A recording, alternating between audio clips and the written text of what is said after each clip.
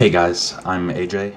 In this grad lecture, we're taking a comparative look, a hands-on look at today's AI-powered dev tools, how they work, where they shine, where they still fall short, and what the real developer experience feels like.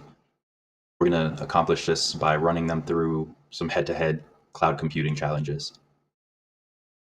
Developers suddenly have a huge menu of AI tools to pick from.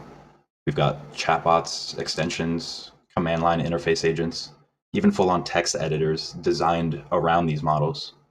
But which ones are actually worth my time or my money? I don't actually know the answer to that question yet, so that's what we're going to run through on these experiments together.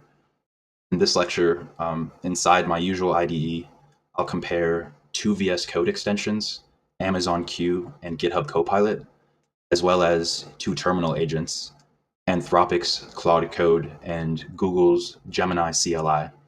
So same prompts, same tasks, different tools, and we'll see what happens.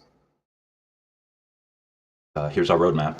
First, we'll explore why AI coding agents even matter. We'll dive into the head-to-head matchups, the Amazon Q versus GitHub Copilot in extension form, and Claude Code versus Gemini CLI in integrated terminal form. And then we'll wrap up with pricing, some key pros and cons, and reflections. So who cares? Why use AI pair programming or coding agents or any of this? I already have a billion dev tools to keep track of. Why would I queue up more? One major reason I would say is protecting your coding flow state. Like when you're in it and you hit a snag, instead of popping open a browser and Googling an error or praying Stack Overflow has your exact issue and solution, you stay right here inside your editor and the answer basically comes to you. There's no tab hopping or context reset. The second reason is they increasingly act like real-time spell checkers for your code, basically. They'll call out bugs or you're missing imports or you have the wrong path on this thing. And they even suggest safer patterns while you're typing.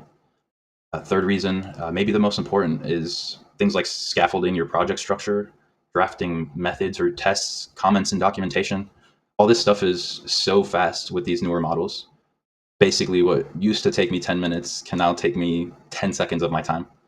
And finally, I thought it worth mentioning that they're just always on and available. You can ask, are there better data structures I can use to improve my backend performance at 2 in the morning? And you get an answer with explanations and suggestions. Then you can follow it up, be like, detailed rebuttals. Like, I thought this would be better than that. And having that real conversation feels like you're discussing with another dev. And that 24-hour feedback loop lets you learn a lot while constantly moving forward with your project. So whether you're debugging, writing tests, sketching a new module, these agents can help you stay in your workspace, in your zone, and help you get over those hurdles faster with surprisingly accurate answers in your moment-to-moment curiosities. Coding agents centralize a bunch of that developer workflow nonsense into one space. There's no more juggling windows for documentations or answers. Your fixes and code snippets show up inside your editor, and sometimes without you even looking for them. With things like smart completion and test generation, automatic documentation and commenting, there's bulk refactoring. They strip away most of the busy work and even surface the best practices while you're typing.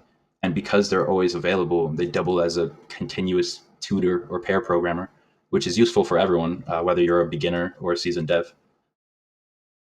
So let's step back and look at the full AI dev tool ecosystem. We have traditional chatbots like ChatGPT, Claude, Gemini. These are the most common and the earliest release for public use, I believe. So they're likely what people will think of when you mention AI.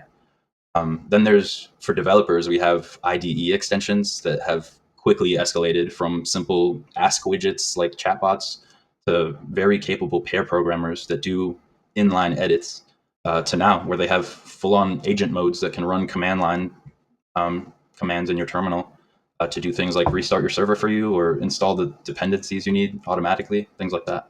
Very useful. There's also AI first code editors out now, like Cursor, Windsurf, Hero, which are all VS Code forks built further around the large language model at its core. And the newest forms I've seen are these CLI agents, Claude Code leading the way. There's OpenAI Codex and Gemini CLI, which we'll test a little today. And they all live entirely in the terminal. So there's those, as well as these new asynchronous assistants that you can basically hand a task to, point it to your repository, and just revisit it later when it's done coming up with a plan and the code changes for you to review. I also want to bring up Anthropic's new model context protocol. You might have seen the acronym MCP floating around recently, so we'll talk a little bit about that as well. IDEs have become the new battleground for AI integration because we devs basically hate breaking our flow state. Major extensions like Amazon Q and GitHub Copilot that we'll be testing bring AI directly into your workspace, letting you ask questions, discuss your code, and fix bugs without ever leaving your editor. AI extension tools used to be glorified prompt plugins, but now they offer 3 different modes. So the original was that ask where you pose a question, you get an answer. Pretty standard, that's what we're used to. Uh, where AI extensions started to shine was with edit mode that lets the model rewrite some of the code for you, which is nice. That's much more useful. I thought it would stop there, but then agent mode came out, and I love it. You basically grant the model permission to run terminal commands and manipulate files and run tests and restart servers, and basically anything you can do in the terminal, the AI agent can do as well. But it's all under your control, of course. It'll ask you like, can I use the cd command? Can I use nvm or mvm? And like, can I run pip? It's all under the developer's control, and it always shows you what command it's asking to run. But yeah, this progression gives you increasing levels of automation while keeping you in the driver's seat. And it's also a good way to showcase that steady progression that we have of putting more and more power into the hands of these things. So there's a trade-off there, like give it more power, but also have it do a lot more of the work that I would normally do. And we have AI first editors like Cursor and Windsurf, and AWS's Kiro are all VS Code forks, like I said. But they all bake AI into the core of the IDE. There's no plugin setup required for these. The AI capabilities are available the moment you open the editor, and they have a much better understanding of your repository source code context than some of the extensions have. I specifically want to highlight Kiro in particular. Kiro's become my favorite AI tool so far, and AWS launched it on July 14th, which was like 2 days ago, basically. It really demonstrates how fast this stuff is moving. But really, what makes Kiro special and shows that we're moving in the right direction is its unique spec-driven development workflow. Before it does any actual code changes, it automatically generates these structured requirement documents with you, like user stories with acceptance criteria and everything. There's design documents and a task document complete with detailed descriptions, diagrams, and a button above every individual task in the plan that lets you start each one in any order that you want. So it generates a requirements document like you do in the early stages of CDLC. It generates the design document with details and figures. Then it generates a task document with a numbered list of each coding task it would take to accomplish that feature improvement. It's bananas. It's like having all these instructions detailed. They're like detailed engineering documents. It keeps the AI from wandering from its goal. So every line of AI generated code stays exactly aligned with your intended architecture, from those early brainstorming steps to the design concept, all the way through to the development of those new features. It's pretty cool stuff. Lastly, these terminal agents such as Claude Code, Gemini CLI, OpenAI's Codex, they skip the text editor altogether and just bring the AI power straight to your shell. They can scaffold projects, refactor code, run tests. They even build and deploy your projects. But underpinning all of this is the new Model Context Protocol that I mentioned earlier, MCP. This is an open standard that enables any LLM to interface with external tools and data. Simply put, it's like a universal adapter that lets any language model plug into the tools and data that they need through a common API. That means you can swap in new models or tools on the fly using the MCP standard without rewriting that integration logic. I think we've only seen the beginning of MCP and how it will affect this landscape going forward. So that's why I thought it'd be important to bring it up today. Now let's meet our first contender. So Amazon Q. This is AWS's generative AI assistant. It's built on their Amazon Bedrock, and it's integrated into AWS Console and some AWS services, as well as having VS Code, JetBrains, and CLI support. Q reads your AWS environment in real time to provide context-specific help. So it speeds up research, troubleshooting, and it does this by offering suggestions based on your own AWS setup and data. That makes it super ideal for organizations that are already deeply invested in the AWS ecosystem. And that whole ease of access will be probably a big motivator in businesses picking something like Amazon Q over other alternatives. Its competitor will be GitHub Copilot today. This was the original AI pair programmer from GitHub and OpenAI that was released back in 2021. Copilot reads your code in context. It suggests code completions, generates tests, and even details your pull requests with summaries in Markdown format.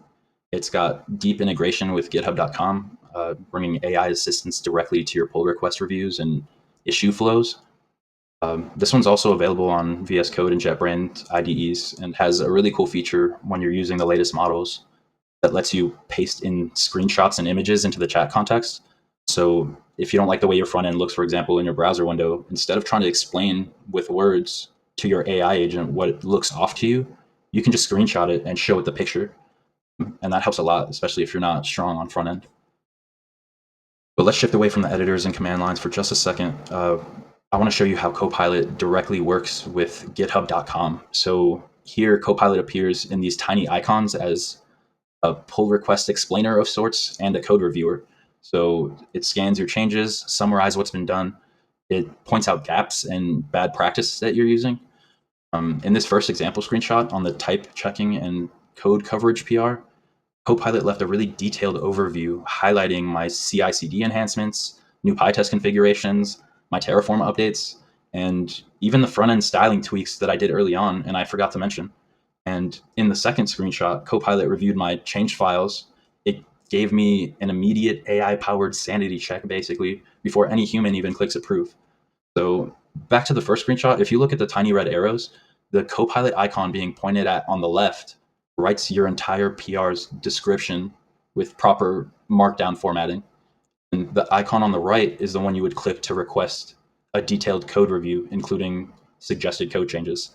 Very, very useful for team transparency and nice documentation. And again, the amount of time this saves is wild. But with our contenders introed, it's time for battle one, Amazon Q versus GitHub Copilot inside of VS Code. Let's jam. We are here in VS Code, and we're going to be doing a speedrun showdown between Amazon Q and GitHub Copilot. We'll give them both 3 coding challenges ranked from easy to hard to see who finishes first, who nails the quality bar, which tool looks and feels better, that kind of thing. And so what I did was I cloned a Python project that I had done for a past AI course. And so I'm going to have our agents play around in this code base for a little bit. So first, let's talk about look and feel. Amazon Q opens up as a small extension icon in the left side panel here. It displays its window on the left side where you can chat with your agent. The tool has a view that lets you see any code issues here that Q has spotted along the way, all in one view and categorized by severity, which is a pretty cool touch. GitHub Copilot, on the other hand, opens up on the top here and ends up being a window on the right side. So with both of them opening up on different sides, I wonder if you can use them in unison somehow. But they both kind of look and feel the same to me. I like the nice dark theme. So let's explore more options here. For this test, we're going to stick with the default free tier subscriptions. So in Amazon Q's case, that's the free developer. And for GitHub Copilot, we're using the student developer pack. And as far as model availability goes, Amazon Q has 2 options available for us. We have Claude Sonnet 3.7 and Sonnet 4, which happens to be my personal favorite, whereas GitHub Copilot, okay, so wow, they have multiple options for Claude models. See a couple OpenAI models here. We even got a Google model, Gemini 2.5 Pro preview. Okay, as well as some more options to extend and manage your models and tools here. You got other platforms. You have models from Olama, or you can use Open Routers tooling. Some nice options to have. I was considering using Sonnet 4 for both extensions. After all, it's my personal favorite. And it's also one way to make sure that the model quality isn't a deciding factor in the comparison here. But that doesn't feel very exciting, does it? So instead, we're going to, for this head-to-head, let's match Sonnet 4 on Amazon Q against GPT 4.1 on Copilot. And it's actually a pretty fitting pairing too, because I'm pretty sure Amazon is the largest backer of Anthropic's Claude models, just as Microsoft is OpenAI's principal investor still, I'm pretty sure. With that decided, let's roll out our 3 tasks that we're going to have these agents do. So starting with the easy challenge, we're going to have them generate a nice README for the project to test their basic formatting skills, their code base understanding, and their tone. My simple prompt for this will be generate a readme.md for this project, sprinkle in relevant emojis. And that's it. I'm going to leave it purposefully vague to see what the tools decide to do for themselves. For the medium challenge, I have them write a unit test suite for one of my Python functions. In this test, we're checking their comprehension of my code itself and how well they can handle edge cases. Again, I'll keep the prompt very simple to see how they do. They add test coverage for this file using best practiced PyTest. And then lastly, for the hard challenge, we'll just force a bug in there somewhere in my code, and we'll see if the agents can not only find the issue, but fix it themselves. We'll see if they find it, how long that takes, and if they fix it, how long that takes. So we'll give them some kind of tricky bug, introducing some kind of subtle change that's gonna break my Bellman equation logic, and that underpins the Q learning for the app entirely. Okay, so Claude finished in Amazon Q making us README. You can see all the steps it took, added 99 lines of code, and it says that it created a comprehensive README for my Goal Seeker AI app. There's all these things. We'll check it out later. First, let's run the same prompt through Copilot.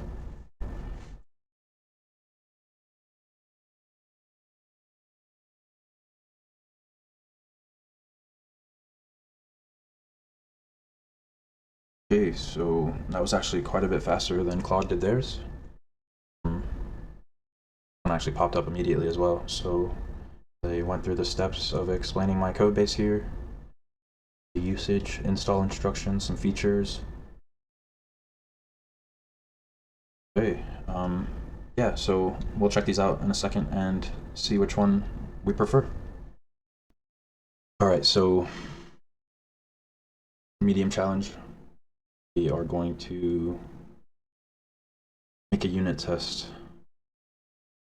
add test coverage for this file here, my Q learning agent. So right here. And first we'll ask Amazon Q coverage for this file using best PyTest. Give it the context so it knows that I'm talking about Q learning agent.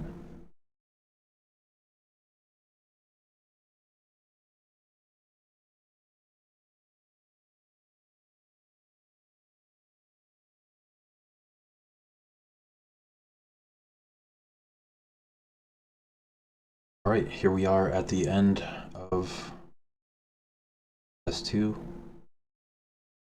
I told Amazon Q to make me unit tests for this file here, and so it created the test directory. We have our PyTest unit test here.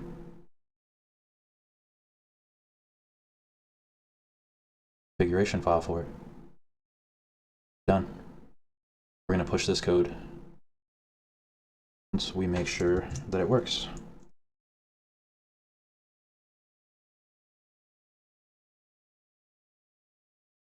It looks like we have one error. Before I move on, I'm just gonna this to queue, see if it'll fix it in one go. So I'm gonna run PyTest again. See, fix the issue, found that was failing, did it pass? Let's try to see if Copilot will do the same.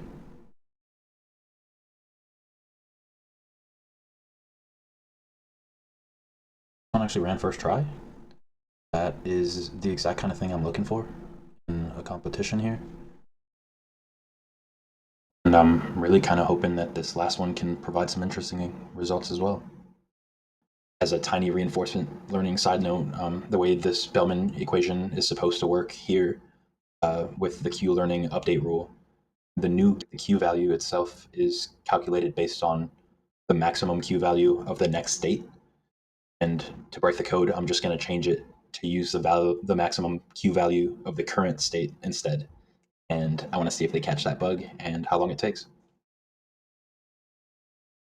Putting this hard challenge through Amazon Q and Sonnet was surprisingly boring because it pretty quickly found my issue while looking through the code and it fixed it. And so I assumed that the same thing would happen using GitHub Copilot with GPT 4.1, but instead it couldn't find the correct issue at all. It even scanned the right file where the bug was and didn't notice the problem and started doing random tests for different parts of the code that didn't need fixing at all. It was kind of fascinating to watch it hallucinate and then fail. And so what I'm doing now is I reran it, GitHub Copilot using Claude this time, and it worked just fine. So it's less the tool and more the brains behind it, which model you're using. Battle 1, Amazon Q versus GitHub Copilot is in the books. So let's do a quick recap of the coding challenges we set for our agents and review how they did. First, both bots scanned our codebase and generated a README from scratch. Next, they were given a slightly more difficult task to generate their own test suite for my robot's self-learning module. And finally, for the hard challenge, I hit a bug in the core of the reinforcement learning equation and asked them both to find it and to fix it for me.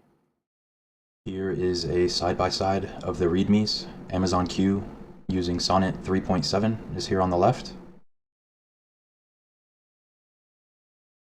And Copilot using GPT 4.1 on the right. So you can take a minute, compare them, the formatting, the clarity, level of details that each includes. I will let you decide what you prefer. But personally, I am leaning towards this README here on the left that Claude made through Amazon Q. Looks crisp, looks comprehensive, and I think it's a bit more detailed. I don't know. I do like the emojis. Gotta love it.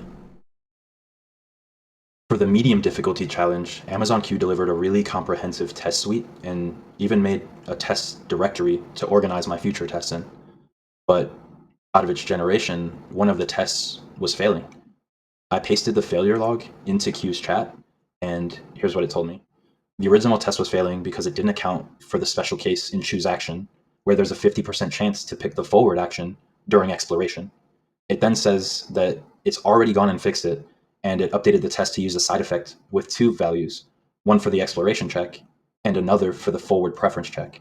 So with that little tweak, the test passed and we were back on track. That was with a very detailed explanation of where it went wrong and how it's fixed its mistakes, and it only took a few more seconds of development time. So GitHub Copilot, on the other hand, it breezed through zero-shot tests with no failures or warnings at all, but its test suite didn't quite probe as many edge cases as Claude Sonnet output did. So it might be a cop-out, but I'll let you decide again here which strategy you think you would trust more in your own workflow, and we'll move on to the hard. So for the hard challenge, Amazon Q with Sonnet 4 was able to spot the bug almost instantly and patched it. It was very efficient, but admittedly, it was a bit underwhelming. So GitHub Copilot, on the other hand, it was running with GPT 4.1, and it completely missed the injected glitch and started inventing fixes left and right. It made extra tests that I didn't ask for. I actually had to stop it after a while because seriously, it was on a wild goose chase. But luckily, when I switched GitHub Copilot model over from GPT-4.1 to Sonnet 4, Copilot redeemed itself pretty quickly by finding the fix that it was looking for, and it actually fixed it and found it faster than Amazon Q did with Claude 3.7. So I guess the takeaway is that it's not just the IDE plugin you choose, it's the AI model that's powering it that really makes all the difference. So do we have a winner between these? I guess I'd say that Amazon Q takes the win this time, but let's be honest, it's Claude Sonnet, the model, the brains behind it, doing all the heavy lifting. When I played with this, I only had Sonnet 3.7 available for Q side, with no Sonnet 4 access due to like network high demand. So both tools still impress me, especially Claude.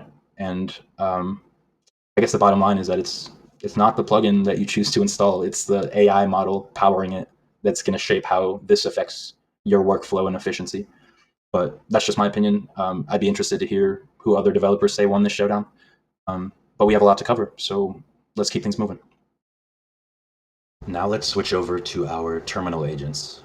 First up, we have Google's Gemini CLI, which came out just a few weeks ago. Gemini CLI is an open source agent powered by Google's Gemini 2.5 Pro model via a React Reason plus React loop. The React loop alternates between Reason, where the model plans its next steps and decides what to do, and Act, where it executes those steps in the terminal, creating this interactive cycle of thought, execution, thought, execution. It works entirely in your terminal to scaffold, edit, test, and deploy your apps.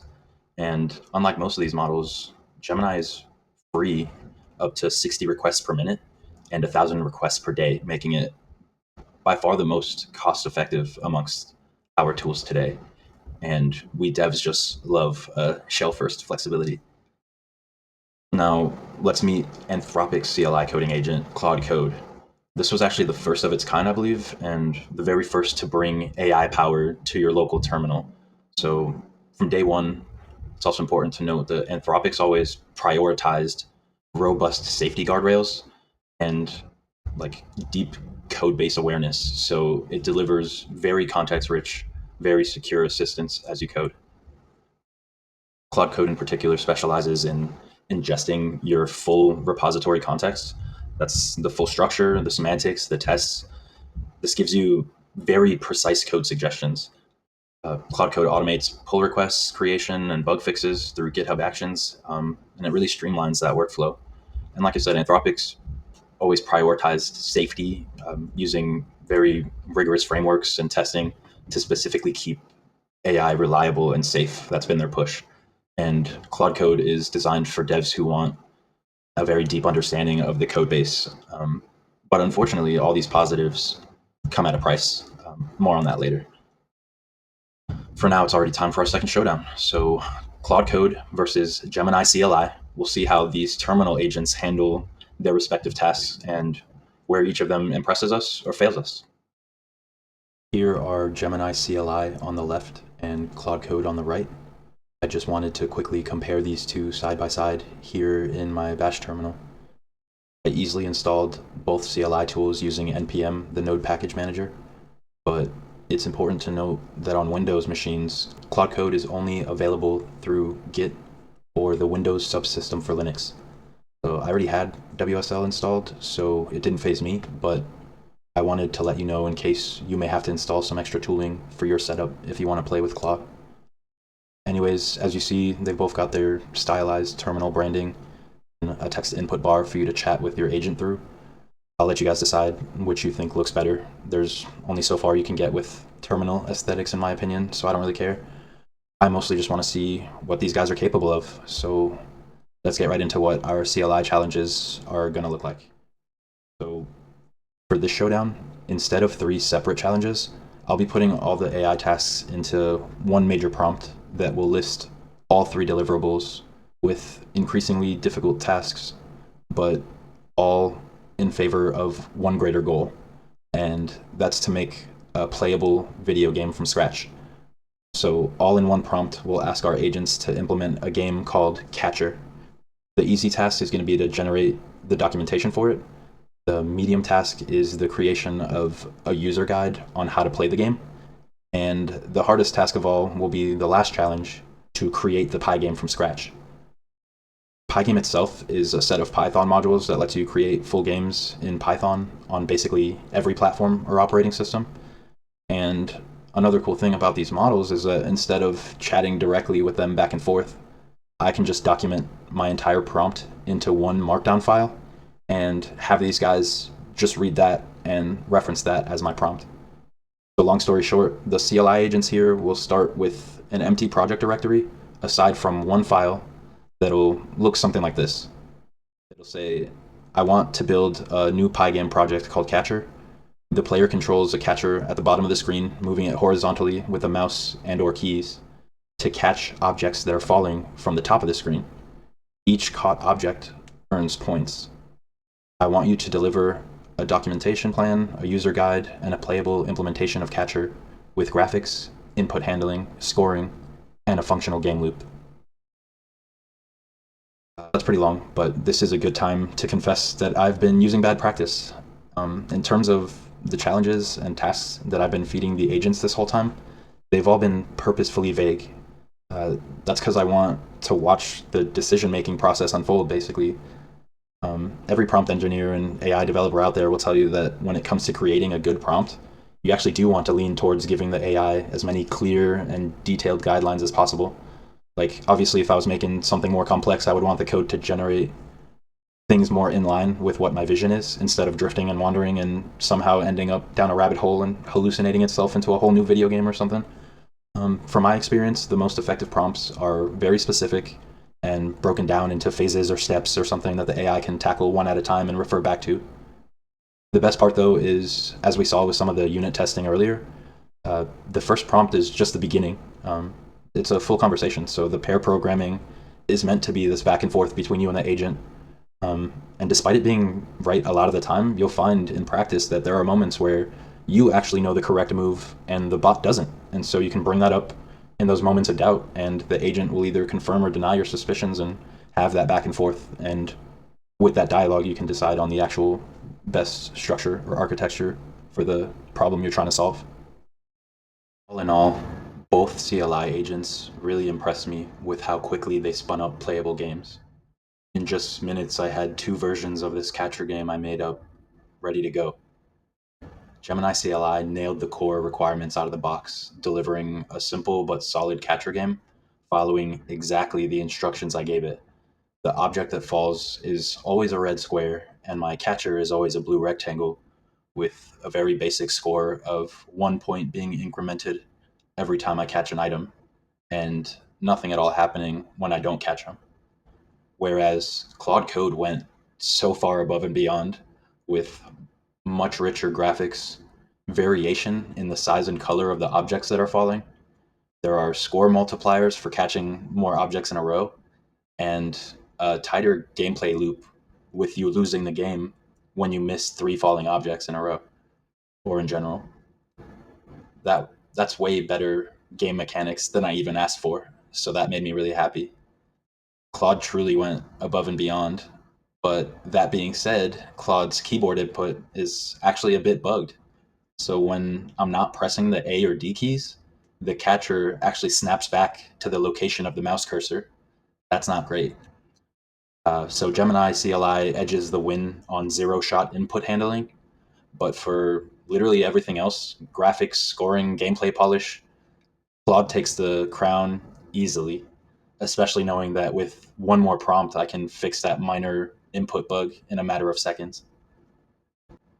And that wraps Battle 2 and our AI Showdown. Every dev is going to have their own opinions, but mine have been made. For programming, it's Claude Code all the way. But for cost, it's Gemini CLI, which we'll talk about in a second. The Pygame battle wasn't even close in my opinion.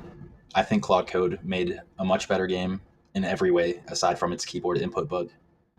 When it comes to tooling, I prefer GitHub Copilot extension over the Amazon Q extension. And for CLIs, I prefer Claude Code over Gemini CLI. As of July 2025, I think the go-to model if you want the best results has got to be Anthropic's Claude Sonnet 4. The AI models have been incredibly fun, and I cannot wait to see where they go from here.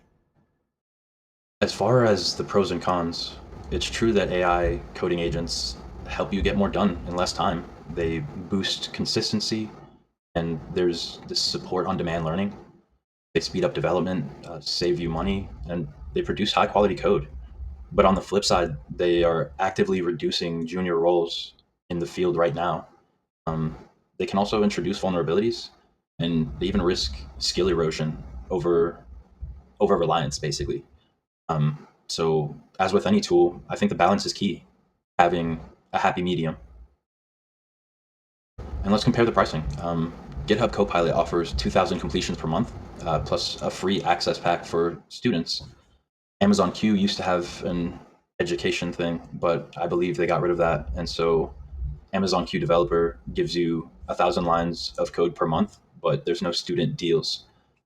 Claude Code is the most expensive, unfortunately. It's $20 a month with no free tier, and that's the lowest price you can get. And Gemini CLI grants 1,000 requests per day at no cost. So, despite my favorite model and tool being Claude Code, it's not really even in the ranking when it comes to student development affordability. So, I guess you get what you pay for. And now it's your turn. So, I've included a 20-minute activity where you'll use Q or Copilot, Gemini CLI, Claude Code, whatever your flavor, whatever the newest flavor of the week is actually at your time of watching, I suppose. So, you'll practice prompt design, code completion, refactoring, test generation, and some bug fixing all on your own. This hands-on lab should help cement today's concepts. So let's brush over some of the setup you might need. First, you'll want to install VS Code extensions for whatever you're using or your CLI tool. And you'll want to download some terminal packages through your package manager, so npm or pip or whatever you use, so that you can use AWS CLI with your credentials and any kind of GitHub secrets or tokens you might need if that's necessary for your tool to work. So just follow the scaffolding instructions in your activity, and you'll be ready to dive in. A lot of these tools are free, so try to go that route, especially when you're early on. And start by using your AI agent. Choose it to scaffold AWS Lambda function, and then you'll ask it to generate some tests for you and some logging for that Lambda. You'll try to get all these tests passing, and then you can check with the Lambda editor and using test events in the AWS console. And as a bonus, you can even try to inject your own creative bugs into the code and see if your agent can catch and squash those issues. In summary, AI coding agents can accelerate development and boost your code quality, but they also carry risks like skill erosion and potential vulnerabilities. My personal key vibes and takeaways are that Claude is king. It's impressed me the most. And the AI editors like Hero in particular, that's also powered by Sonnet 4, um, they're very strong in the software engineering planning, and they hint at a future of more core integration and less wandering in the AI models, more focused and plan driven. So make sure you're balancing these tools with some hands-on experience to stay sharp. Keep experimenting. Let's see where these agents take your workflow, because it might be different for you than it's for me. And for more info, you can check out AWS documentation for Amazon Q, or you can look at the GitHub docs if you want to look at more info on Copilot. There's Claude, safety, and MCP pages on anthropic.com, and Google's been dropping more Gemini CLI info on their latest blog posts. So good luck, cheers, happy coding, and thanks for watching.